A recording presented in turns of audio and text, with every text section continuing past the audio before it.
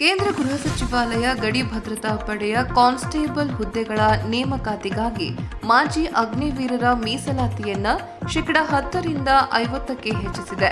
Gazette ಅಧಿಸೂಚನೆಯ ಪ್ರಕಾರ ಮಾಜಿ ಅಗ್ನಿವೀರರ ಮೊದಲ ಬ್ಯಾಚ್ 5 ವರ್ಷಗಳವರೆಗೆ ಗರಿಷ್ಠ ವಯೋಮಿತಿಯಲ್ಲಿ ಸಡಿಲಿಕೆ ಪಡೆಯಲಿದೆ.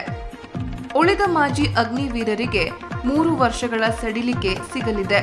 ಅಲ್ಲದೆ ದೈಹಿಕ ಗುಣಮಟ್ಟ ಪರೀಕ್ಷೆಯಲ್ಲಿಯೂ ಕೂಡ ವಿನಾಯಿತಿ ದೊರೆಯಲಿದೆ ಎಂದು ಅಧಿಸೂಚನೆಯನ್ನ ತಿಳಿಸಲಾಗಿದೆ.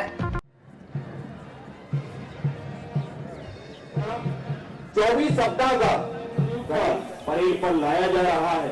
सन 2022 में 14 मार्च 1948 से